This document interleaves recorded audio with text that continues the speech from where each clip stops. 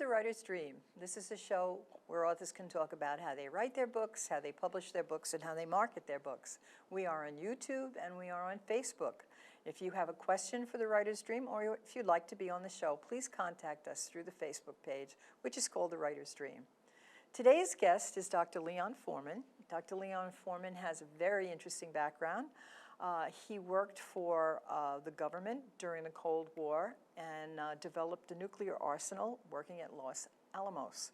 And then after the Cold War, if we think that the Cold War is over, he worked collecting intelligence for the government about other nuclear facilities. And now he is a consultant at Brookhaven National Labs, and he is also in the Radiation Oncology Department at Stony Brook University. He has written a book about his experiences called At the End, and it's a novel. And I am surprised that it is a novel and not a book of nonfiction. So tell us about your book. It's a story about the development of the modern nuclear weapons stockpile in which I was a participant. It takes place in the mid-70s, which was also, excuse me, the height of the Cold War.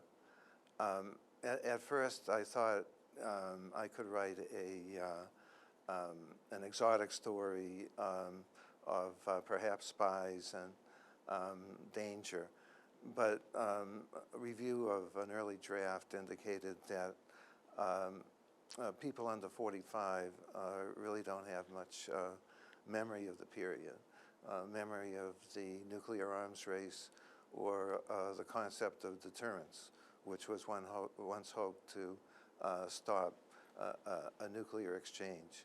And of course, the reason for that is that the United States ended its nuclear development program over 25 years ago in concert with the collapse of the Soviet Union. And since then, commensurate with arms control agreements, we reduced the stockpile by over 90%. So I rewrote the story to insert the historical background of the period. And then the story became almost dark. But I think it will be interesting to those people who really did not, shall we say, endure the hardships of the midst of the Cold War. Now, the main characters are in nuclear test, and I wanted to give you some idea of the environment that Yes. we worked under. My group was formed in 1954 to do prompt diagnostic experiments on this shot Bravo. And Bravo was the largest test ever fired by the United States. It was something over 15 megatons. The radiation levels were exceedingly high, and because of a wind shift, some of the material went over some two islands in the Marshall Island chain, and those people got a dose, and they were evacuated and they were treated. But Was this the one that was exploded in Bikini Atoll? yes, Bikini in 1954. But our people had to go back to ground zero to get the data.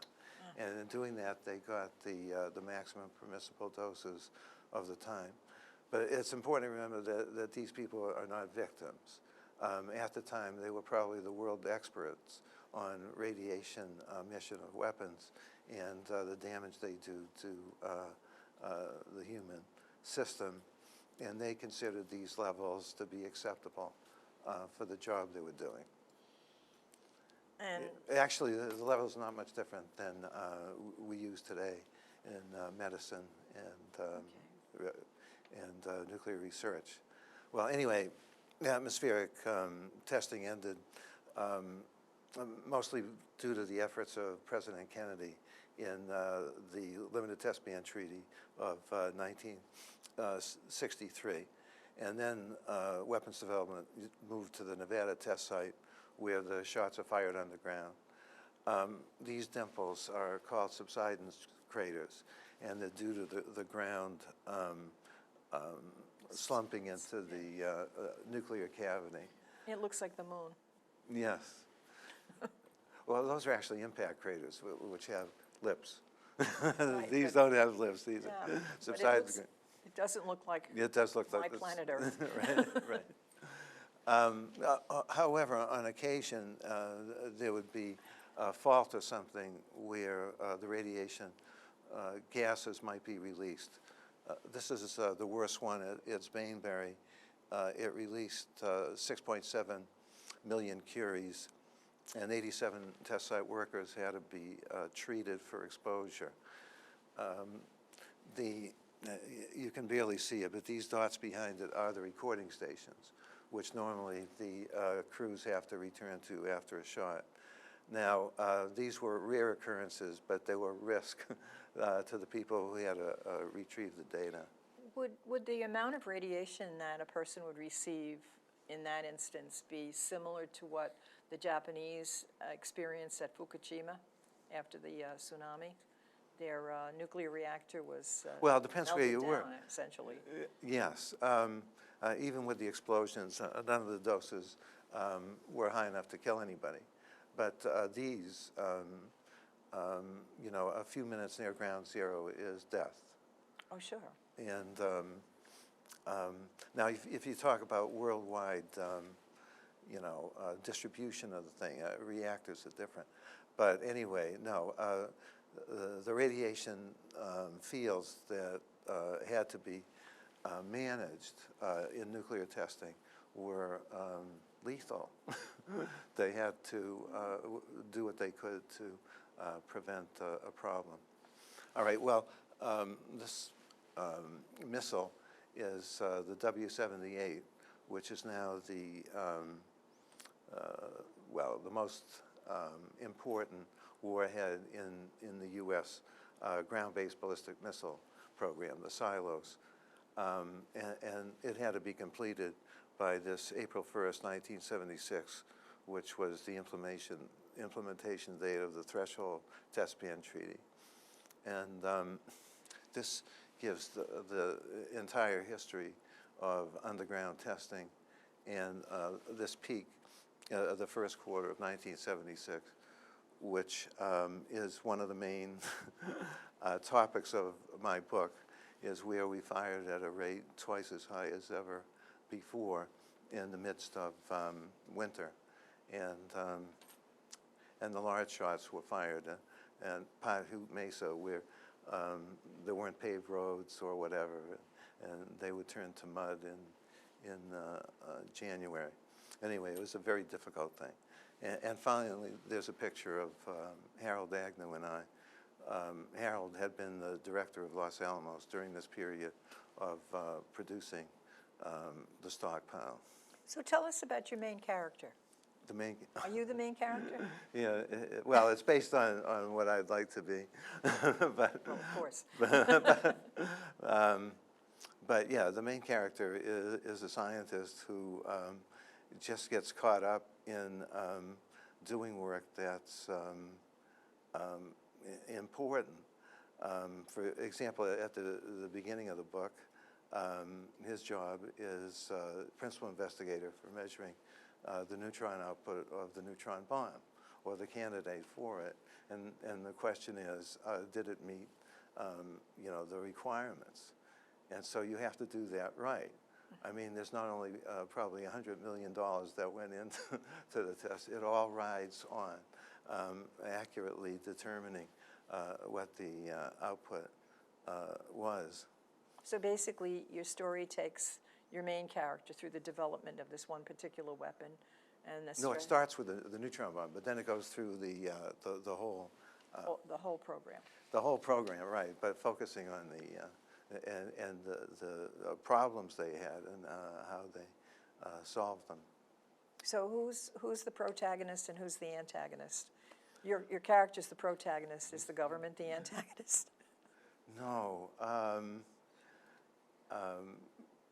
The protagonist is a manager. And Los Alamos had been founded on the star system, where there were these great scientists, and they would have, you know, great influence on what was done in the management. But somewhere in the 50s and 60s, there was a new generation of a scientist manager. They were people that weren't necessarily interested in the details, but they wanted a career in directing people and programs. And is that sort of, in layman's term, keeping the scientist on task?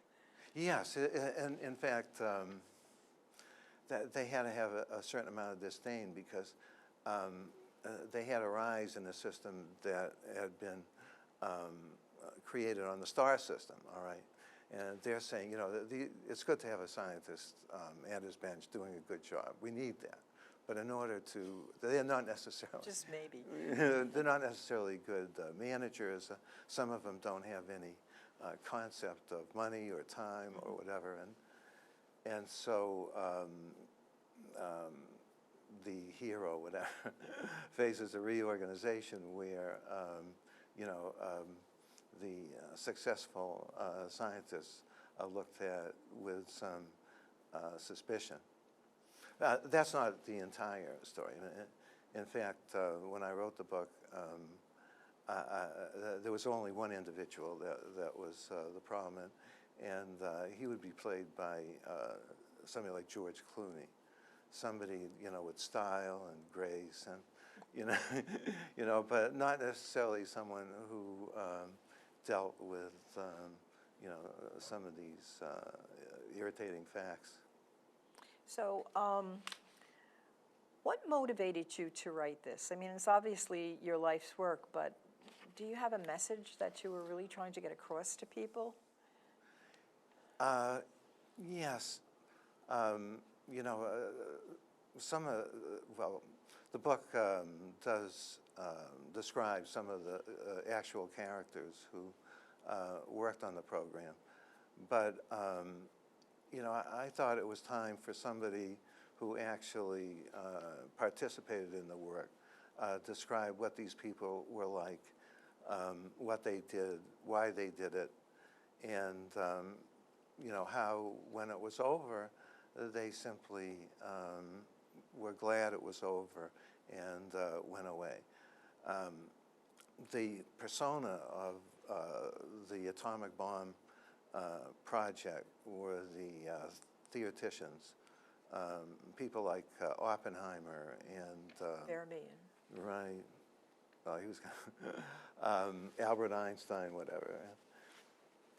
These people were theoreticians who mostly were born in Europe, in societies that had seen thousands of years of wars between rivaling noble, aristocratic families.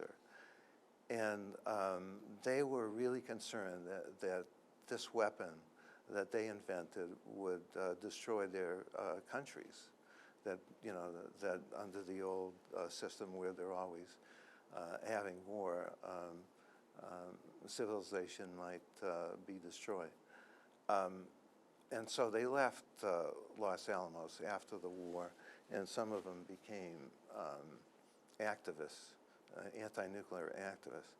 But the people there in the 70s were mostly American-born, and they felt it was their duty to serve the country by protecting it through this, maintaining strength and and a deterrent. That's a very interesting distinction that you make about where the loyalties lie and where the philosophy comes from that Yes. motivates scientists to proceed on such a project. Well, some activities are tribal, like military defense work. But these scientists varied in their economic and social backgrounds. Some of them were asocial geniuses, eggheads, and some were the products of Ivy League schools who had a certain amount of class. But working in this secret environment, they had to give up their ties with the outside fields, their scientific fields. They couldn't publish papers. They couldn't deliver, go on a lecture circuit or publish books. And they had to be careful with the secrets. Naturally, there was a belief that they had to protect their secret. But on the other hand, people had been executed for delivering these secrets to foreign governments. And so, even talking about working on the test site and picking up the phone and talking, I mean, you don't know if the FBI is listening for a slip or what. Yeah. So they had that as a problem. And then, the ones in field tests had to deal with risk of radiation. But putting it all together, they were glad to serve and felt probably not much different from the military, who have to go out there and risk being killed. So anyway, I wanted people to know that the people working on the weapons to serve them were gave up a lot, but they were glad to do it. Well, I think that's an interesting message, because I knew some people who were working, probably still are working for Grumman in their electronics, Yes. electronic surveillance, and they are very, very much like the military, in that they feel that what they're doing is serving the country and keeping us safe, and they feel very strongly about that. I imagine that's the same feeling that you had in your projects, and I don't think people think about that too often. And many times we do think about the weapons as just what they are, the awful things that they are. Right. But let's talk a little bit about being an author. Mm-hmm. So you, like me, came to write a book later in your life. It's like your second career. How do you feel about being an author? What's it been like for you? How was the writing process? Was that easy or hard? Well, no, but I have to say that, I'm in a category of, yes, people over 70 trying to break in. And, I had read many times that publishers are looking for a compelling story, well written. Well, I'm sure that when you're over 70, that really isn't a consideration. And it's worse for agents who want to build a stock of contributors for 20 or 30 years. Mm-hmm. But there are major exceptions for public figures. For example, Winston Churchill. I'm sure there are a bunch of people. And there's a subcategory of people who are involved in major events or problems. And there, a recent example is the American Sniper. Now, you pick up that book, and on the rear jacket it says that this person is credited with the maximum number of sniper kills in the U.S. military. So you realize that what you're going to read is factual. I mean, and the book itself, in my humble opinion, wasn't written very well, and the characters are one-dimensional. I mean, their thing is staying alive and